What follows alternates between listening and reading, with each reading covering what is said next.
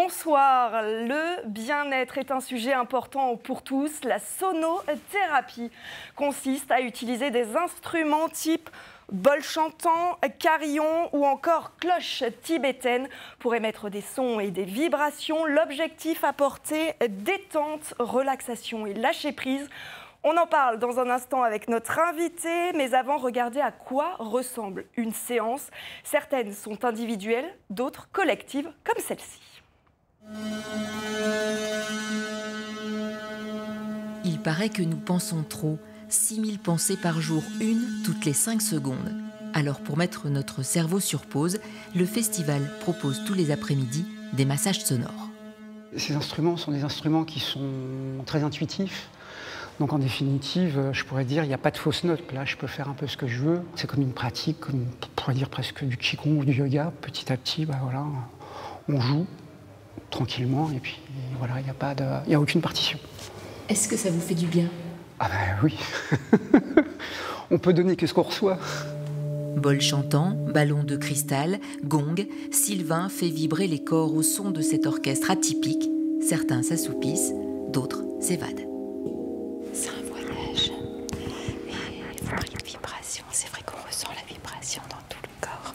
Ça fait vraiment beaucoup de bien, ouais. C'est de l'énergie en fait. C'est un état qui est un peu entre l'éveil et le sommeil, parce qu'on ne dort pas vraiment, mais le corps à force devient très lourd.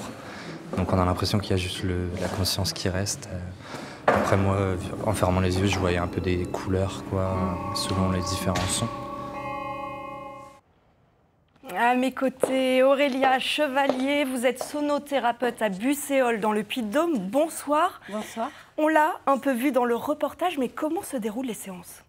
Alors tout dépend, quand c'est en séance collective, on accueille, bien sûr, j'accueille toutes les personnes. Je les invite à s'asseoir face à moi et ensuite ils s'allongent, ils n'ont rien à faire, juste en mitoufler sous un plaid. Et puis bien évidemment, je leur ai réexpliqué la séance, comment elle va se dérouler. Et puis après, j'ai juste à jouer avec tous mes instruments. Et les gens partent effectivement, comme ils le disent là dans le reportage, dans une sorte d'éveil... sommeil, un semi-sommeil, et même un voyage intérieur où on peut voir des flashs, des couleurs, vivre un rêve éveillé et permettre vraiment le lâcher prise. En individuel, c'est pareil, donc je fais un cocooning, on est seul. Oui, un cocooning, c'est vraiment une bulle de douceur. Donc il y a un échange avant où j'explique encore une fois comment va se dérouler la séance et qu'est-ce que la sonothérapie, Et ensuite, cette personne va être allongée sur une table de massage ou sur un futon. Je vais mettre les bols autour de la personne et à des endroits spécifiques, notamment sur le cœur et en bas du ventre, qui est le siège des émotions. Et elle n'a rien à faire. Moi, j'ai juste à jouer de tous mes instruments, notamment des bols tibétains. Et bien justement, vous nous avez apporté un bol tibétain. Et avant l'émission, vous l'avez rempli d'eau. Vous nous avez fait une démonstration. On va la regarder ensemble.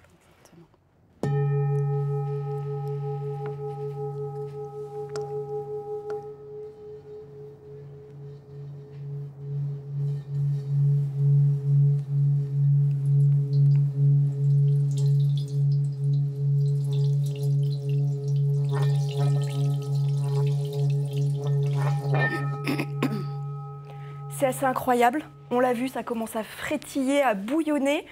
Notre corps est composé à 65% d'eau, c'est pour ça que vous avez fait cette expérience, parce que l'eau est un excellent conducteur du son. Du coup, c'est quoi? C'est ce qui se passe à l'intérieur de notre corps? C'est exactement ce qui se passe à l'intérieur. Alors, notre eau à l'intérieur est moins liquide, on est d'accord, mais l'eau à l'intérieur de notre corps, et on en a vraiment partout et encore plus dans le cerveau, va venir comme une éponge absorber toutes les bonnes ondes et surtout les bonnes vibrations et venir circuler dans tout notre corps et s'éliminer par tous les moyens d'élimination qu'on peut connaître. Donc, on élimine vraiment, on fait un nettoyage énergétique, un rééquilibrage énergétique. C'est vraiment... là, on ne peut pas expliquer la mieux. séance. Alors, le lâcher-prise, ça c'est certain, de la détente. Il y a des personnes qui ont l'impression de planer carrément, ou même de flotter sur l'eau, ou au contraire d'être bien collé au sol, bien lourd. Et là, c'est vraiment, ça montre à quel point le corps peut lâcher prise.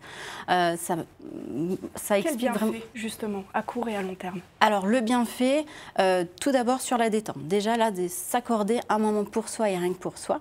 Ensuite, permettre de diminuer les tensions physiques émotionnelle et énergétique. D'un point de vue médical, on peut même accompagner des personnes qui ont un gros problème d'insomnie, des douleurs chroniques. On peut même accompagner des personnes atteintes de fibromyalgie ou endométriose, les personnes atteintes d'un cancer, Alzheimer, pour justement, alors on est bien d'accord, hein, ça ne guérit pas.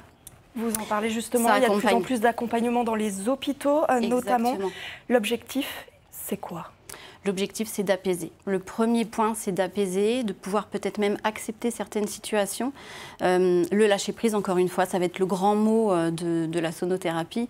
C'est d'apaiser toutes les douleurs, tensions physiques, libérer un petit peu toutes ces tensions et de décristalliser un petit peu tout ce qui ne convient pas, ce qui ne va pas, tout ce qui est bloqué à l'intérieur de nous. Ça permet d'harmoniser, de réharmoniser son corps. Exactement. En fait, il faut voir notre corps comme un instrument.